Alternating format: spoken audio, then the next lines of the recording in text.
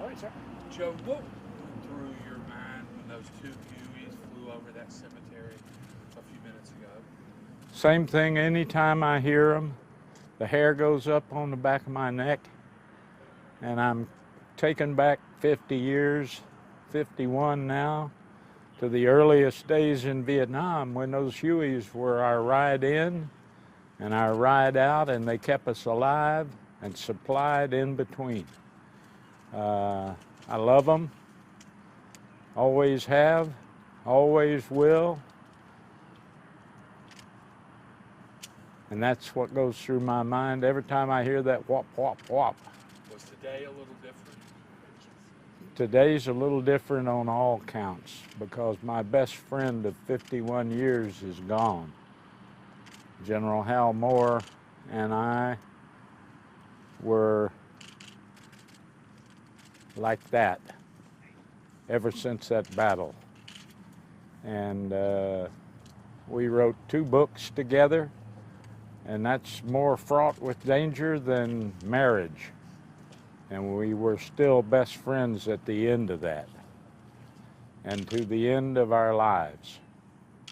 But as I said in my eulogy, Hal Moore flim-flammed me one last time because 20 years ago, he made me shake hands on a deal that whichever one of us died first, the other one would have to preach his funeral. And I think he took advantage of me. You don't mean that, do you? Charles? Yes. Once again, we all know right now he's looking down at you. If he were to say something to you right now, what do you think he would tell you at this very moment? How you did today? Pretty good job, Joe. If you work on it, you'll get better. Now, don't ask me what Sergeant Major Plumley would say.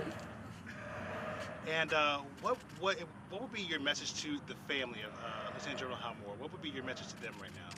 You know, I don't have to say a word to them. They were the love of his life.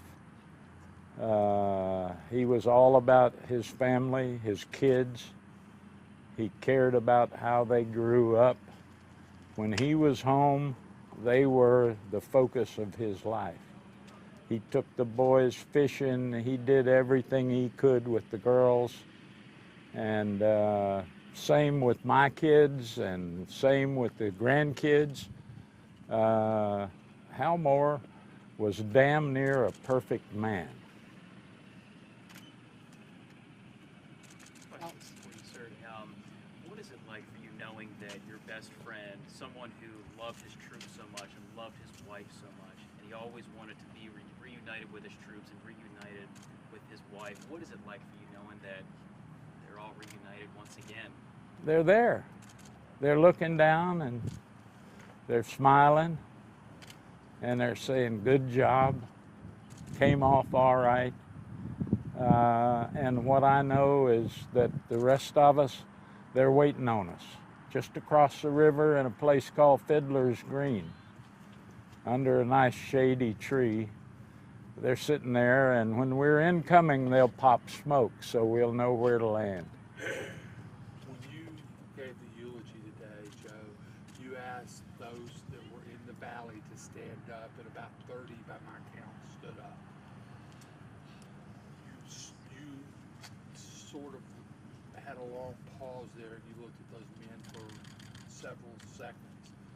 Were you surprised that many were there, or what did you think when you saw those men rise? I expected them to be there. I knew they were coming, most of them. We turn up. That's our job. What I know is that each year that goes by, there are fewer to turn up. We're getting old. One of the men in the cemetery that was in that valley said the reason he was here was General Moore or Colonel Moore got him out of that valley alive, and he owed him that to be here today. That could be said by every single man who was there today, including me. We were spared to live good lives because of the brilliance of Hal Moore's command in battle, his intuitive brilliance on a battlefield where everything was changing fluidly, constantly. He knew what to do.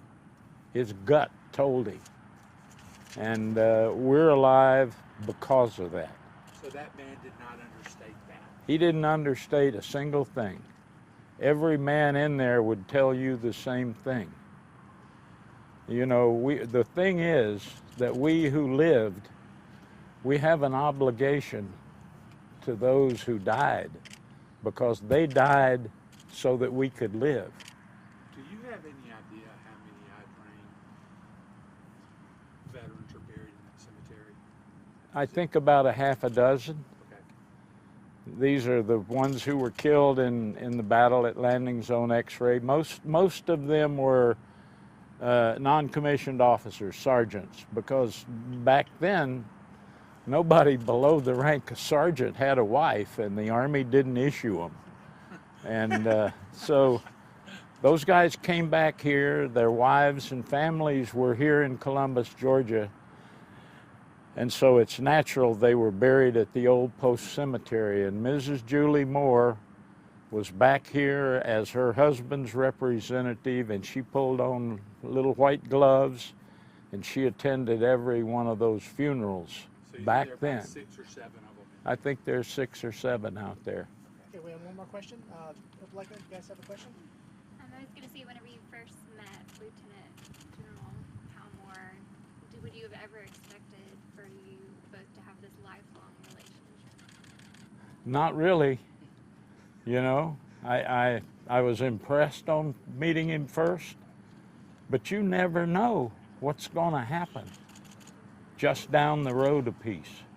I didn't know we were going to fall into the biggest, bloodiest battle of the entire Vietnam War 3 days after I met him.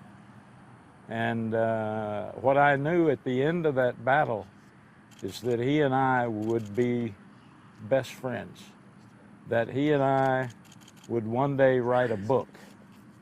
Now, I didn't know if we could sell that book. I didn't know it would become a New York Times bestseller and then a movie. You can't know those things. That's all in God's hands. And he smiled on us. And I am so proud to have been Hal Moore's best friend and a member of his family. And that's why I'm here today. I'll turn up too. Wonderful, sir. Thank you very much. Do you have any last comments or anything like that you want to say? No, that's it. That's pretty much it. Wonderful. All right.